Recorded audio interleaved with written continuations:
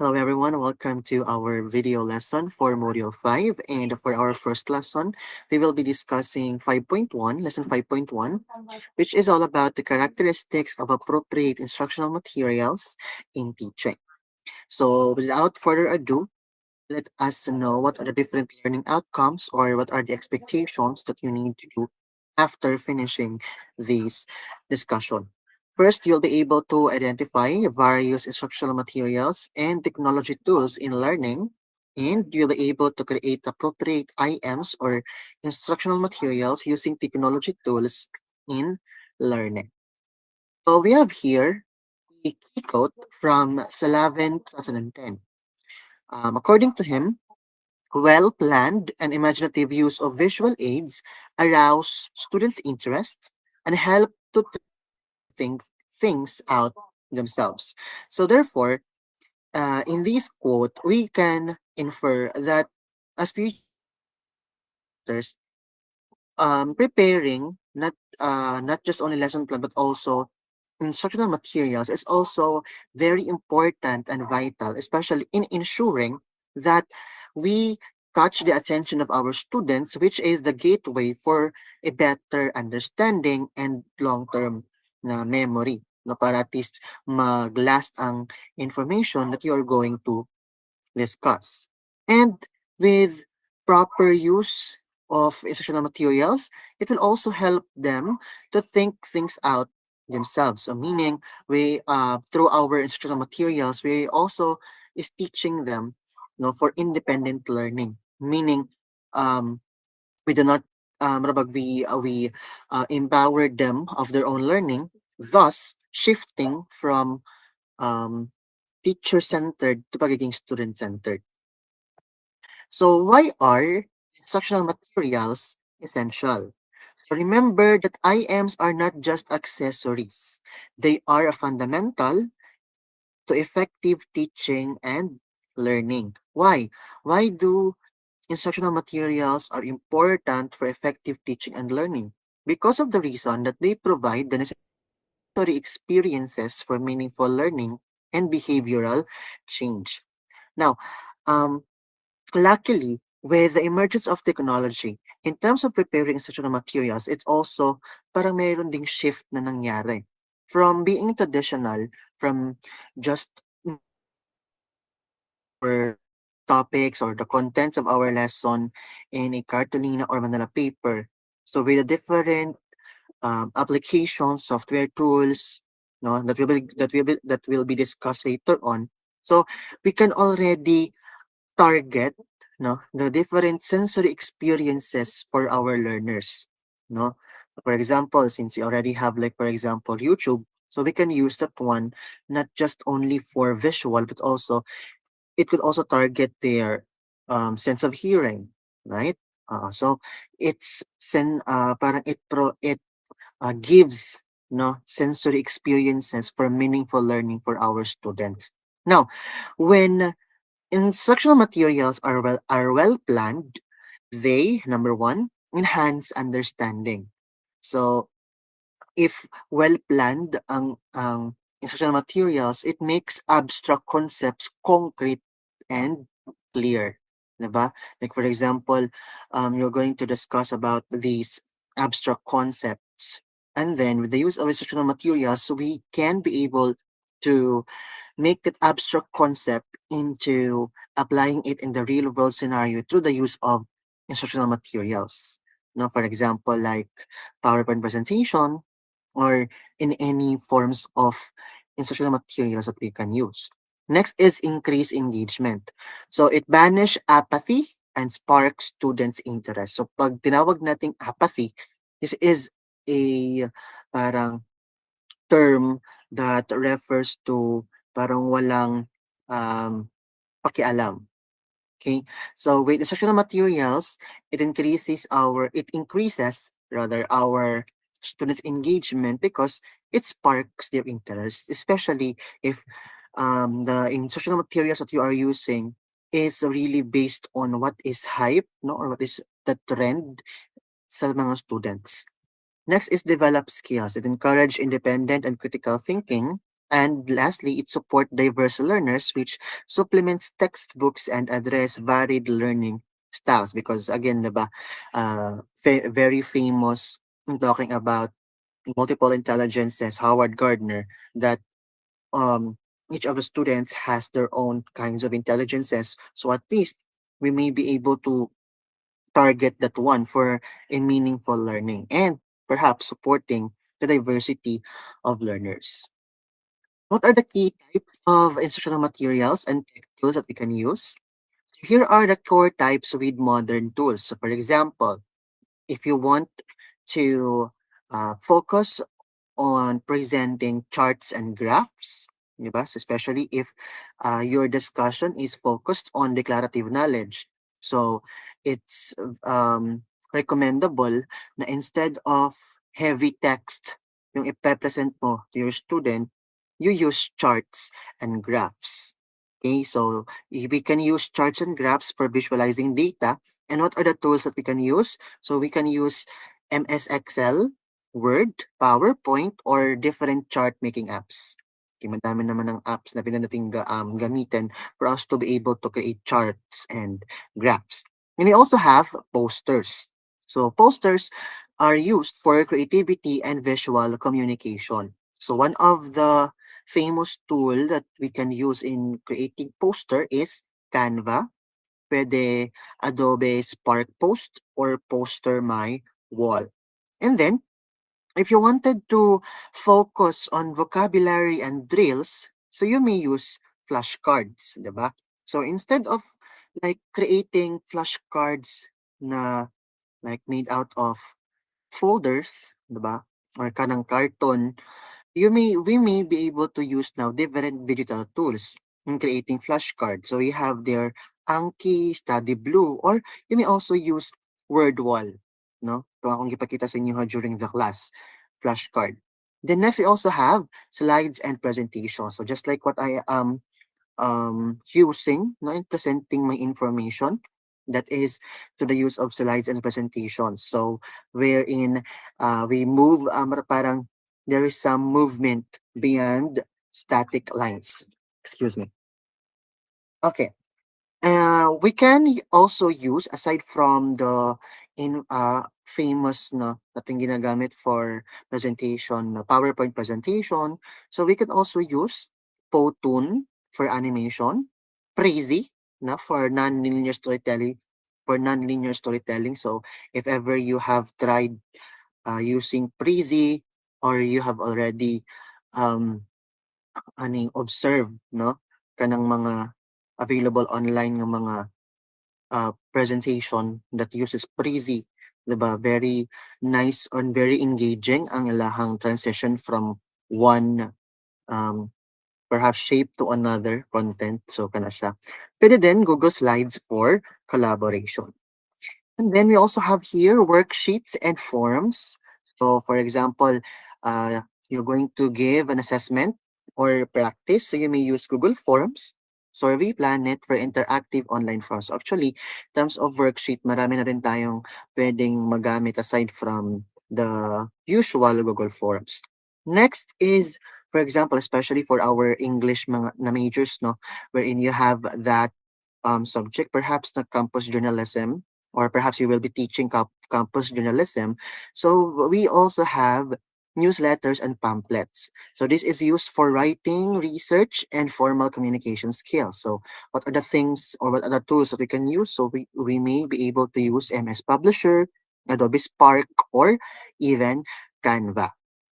Then of course, if you wanted your students to create, or for example, if you want to present, no, storytelling, sequencing, and discussing sensitive topics, so you may use Pixton or Animaker in presenting cartoons and comics. And if you want your students naman, or yeah, for reflection, or if you want to present journals that is for reflection and personal writing, so you may use digital journal apps like Penzu or Journey.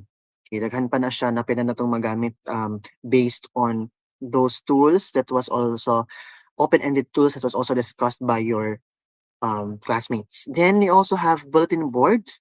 So this is used for collaboration and information sharing, and we may use Padlet, Poplet, Space for virtual corkboards.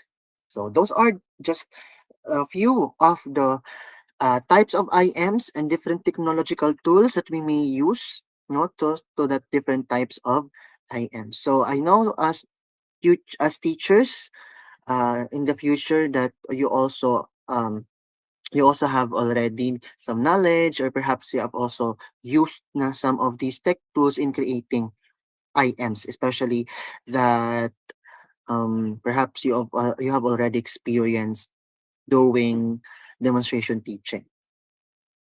So here we discuss naman the different characteristics of instructional materials. So number one, it enhances instructional effectiveness.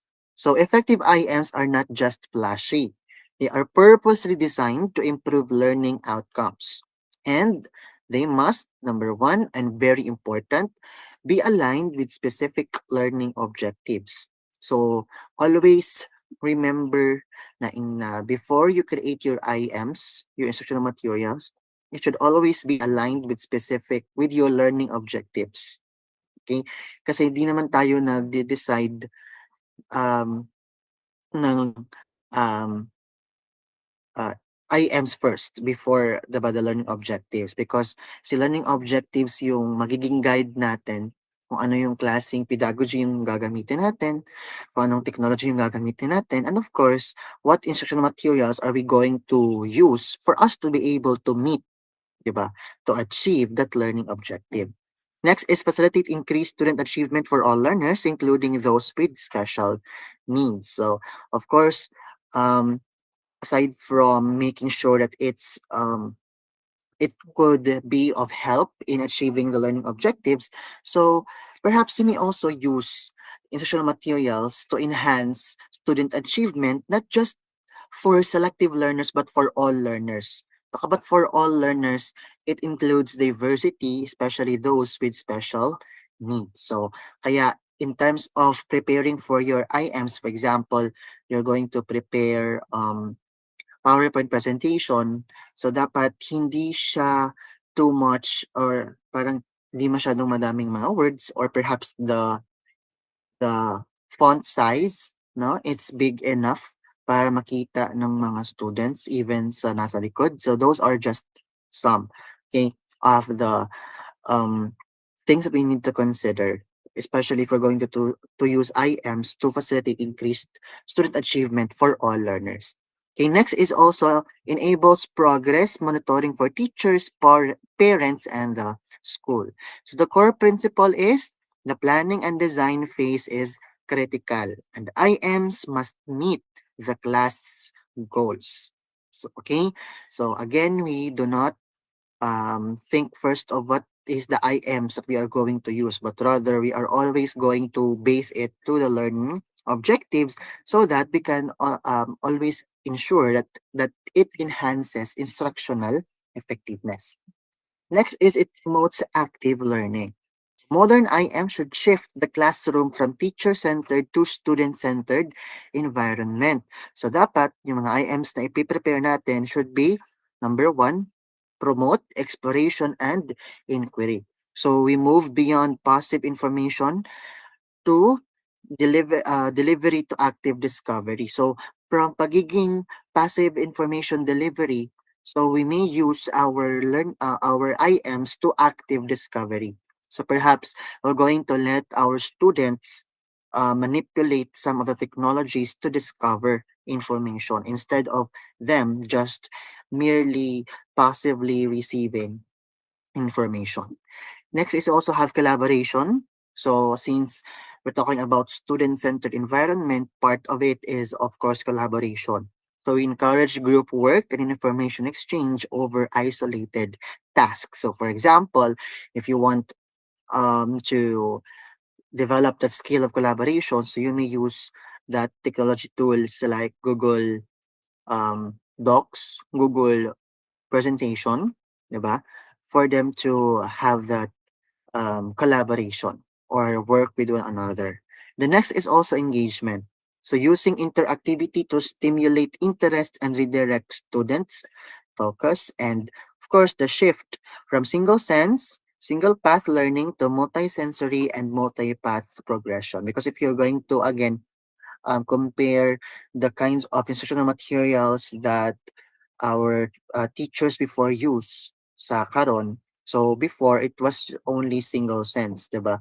Like for example, like siya sa cartolina or Manila paper, so it does not really target a lot of sensory experiences. But today, with the use of technology, it targets a lot of our senses. Okay? So characteristic number three is it develops critical thinking. So the structure and use of technology can be designed to foster higher order thinking, and effective IMs and tools should encourage problem solving and informed decision making. And it go beyond factual knowledge to promote analysis, synthesis, and evaluation, and are implemented in ways that challenge students to think deeply and not just recall information. So aside from um a characteristic of IMs that targets our students' interests, no, or it targets our students' attention. So we could also use IMs in developing critical thinking. In what way? So we may use tools that will encourage them, no, in problem solving and in encouraging them to search for more information for analysis, synthesis, and evaluation, considering that we are already in a society wherein we are bombarded with different kinds of information. So at least we may use instructional materials that we let our students um, we teach them on how to um, decipher correctly mga reliable na mga informations or credible na mga informations because that could also a way to develop their critical thinking and implement ways, no, for example, you design learning experiences that would challenge them to think deeply rather than just recalling information. Okay. Characteristic number four. So you have accommodates differentiated instruction. So students have diverse backgrounds, intelligences, and learning styles. So appropriate IMs, number one, help teachers facilitate classes considering different student profiles. So ito yung sinasabi natin kanina pa, na with the use of IMs, we can also it could also help us meet the different interests, needs of our students. Especially that, diba, some students, example, are would learn best when they through visual. Ibang students naman, they learn best when they hear, through hearing. Some students naman learn best when they touch, tactile. So with the use of instructional materials, we can be able to accommodate all of these differences. Okay. Next is it provides opportunities for both independent and collaborative learning, and it allows students to express thoughts and demonstrate understanding in varied ways. For example, through video, audio, or text graphics. So for example, um, one way kasi of differentiated instruction is we let our students choose, this is just one part ha, for example, how they want to present their learning. So for example, some of our students are good in arts. So they may use text graphics diba, in presenting their artwork. For example, they are um tawag gani, their interest is more on like doing acting. So they may use video, the role playing. And then, for example, our students are fond of music, so they may use audio, like for example, podcast in recording. Diba? So that is how instructional materials, especially with the different technological tools, can accommodate differentiated instruction. And last two, five and six, is motivating and multisensory. So motivating, it IMs should capture attention and encourage active participation. The ubiquity of tools makes selecting the most engaging and appropriate format a critical teacher skill. So remember again na in selecting for a instructional material, it should not just because it's flashy, it's not just because na bago pa siya introduce or perhaps kay nindo siya tanawon sa mata, but you always have to make sure that your instructional materials is appropriate in such a way that it could help again in achieving that learning objective and in such a way pod na um in marabag you are hitting two birds in one stone.